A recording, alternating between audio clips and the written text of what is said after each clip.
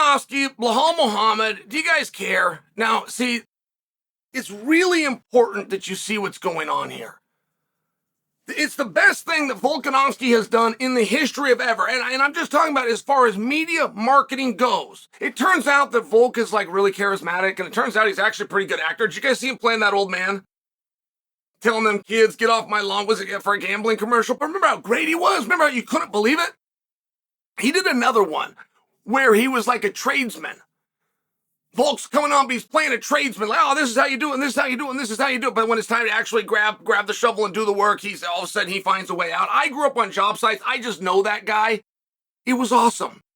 Like, it turns out that Volkanovski is a really good entertainer, but he doesn't like to entertain. And he doesn't like to entertain, I would maintain for you, because he views it as unsportsmanlike. And everybody, yourself included, whatever you do in life, everybody will have a code. But the question is, what is that person's code? Not what are the rules and what are the laws and what are the policies. What is their code? So I can know what rules and laws and policy I can expect them to follow versus the ones that they won't. What scares them? What punishes them?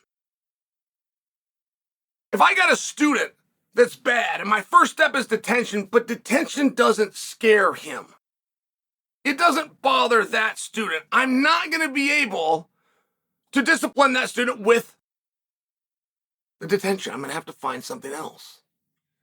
And one thing with Volkanovski, he has never gone after anyone within his own division. Now, as a champion, who's in front of all of them, who's the king of all of them, who's getting paid more than all of them, who has more opportunities than all of them, I could see. Particularly then when you become the older guy. Now what am I going to do? I'm going to go pick on these young guys? Like, I could understand very much where someone with that level of success would become a leader. Not to mention, Volk came from team sport, rugby specifically, where he was in the locker room, and it was about lifting up the rest of the guys in the locker room. Even when he wanted to fight Max, and Max was champion, all Volk talked about was the championship. All Volk talked about is, I've earned the right to a championship. It had nothing to do with Max. I mean, I'm just sharing, like, nowhere along the way did Volk come after somebody else. But he's now in it. He's in it against Belal. And I really hope that Volk takes this opportunity. Volk was in England. Are you guys up to speed on this? Volk was in England. I'm talking about just last week. He's out there to corner somebody. He finds himself conducting an interview. It has nothing to do with him. He's giving his opinion to the interviewer, but it had to do, Belal Muhammad's going to take on Leon. Last time we came to England and had, Leon, our big draw from England. Last time we made sure we brought a backup, just in case, in the form of Colby Covington. The interviewer had just noted and made the observation to Volk, didn't do that this time. Volk responded with some of the real positives to being a last-minute fight. Some of the positives to a short-notice fight. It was actually very educational. It was helpful. Volk, not in so many words, let people know, yeah, but not having to sit around and worry and panic about something. The Dan Ige situation where you could just step in. You don't start questioning your training camp. You're fully aware that you didn't have one, but you also don't have all these nagging injuries from training camp. You don't wake up today and somebody said, how do you feel? You go, oh, yeah, my back's a little stiff. You didn't do that. You will do that on fight day. Believe me, on fight day, anything you feel, oh boy, that's a problem. And so Volk was just talking about that, and he's talking about, not to mention you get the same paycheck and sometimes even a bonus. Like, Volk was just giving this other side. But instead of just doing the other side, he threw himself in. He actually said, well, I would do it. But I would do it was more of like the figurative if I was in that situation, but it's not what he said. He said I. And then as he starts getting into it, he starts realizing that he has personalized it, and so then he starts giving a little bit of a breakdown. He starts saying, oh, I can make the weight. I'm cool with both of these guys, but a fight's a fight. If you're gonna sign up to save the day, you got to step in and save the day, whether you got a relationship with them or not. Like I was watching Volk talking himself into, like I was watching Volk answer this question on the go. I liked it. I thought it was interesting. There was nothing wrong with Volk giving an analysis. There was nothing wrong with Volk failing to be the 55-pound champion and saying he would have gotten the shot and succeeded at being the 70-pound champion. That is the way that his mind should work. Can we all agree?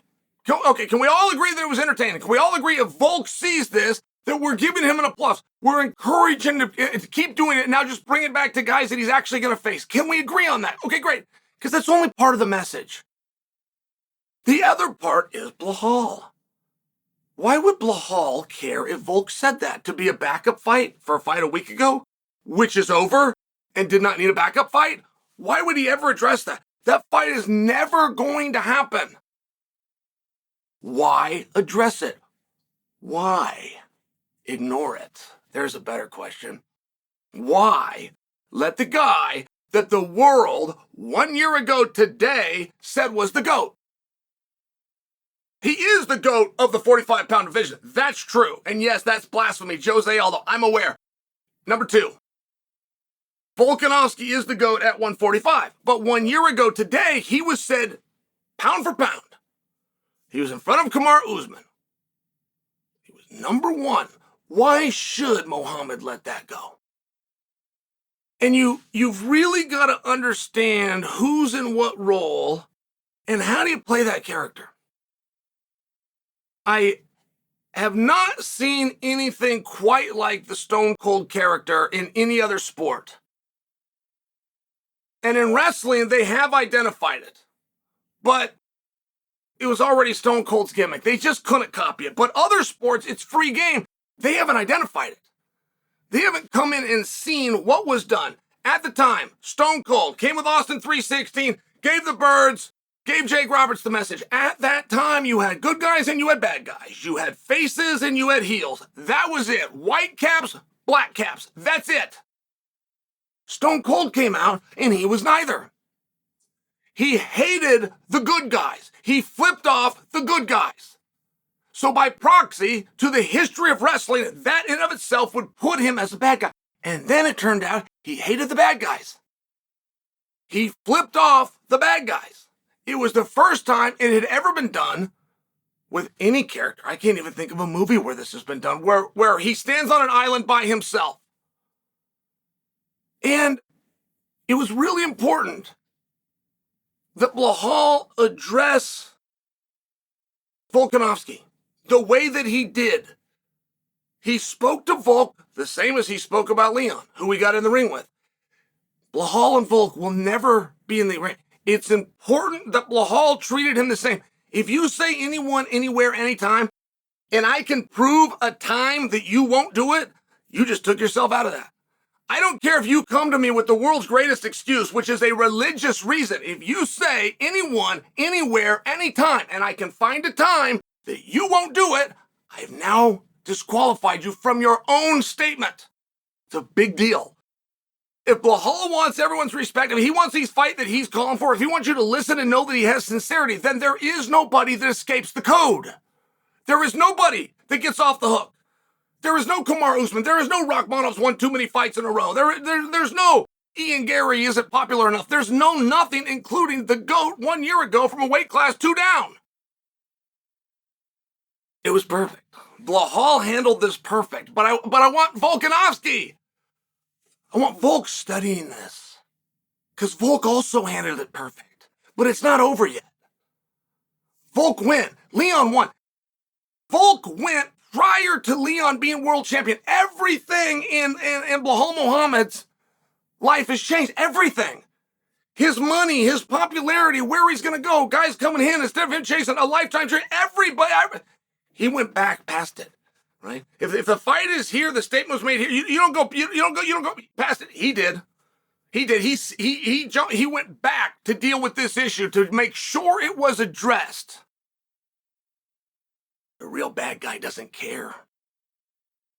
The real bad guy doesn't care if you are also a bad guy. He doesn't care if you're a good guy. He doesn't crowd likes this, the loud likes that.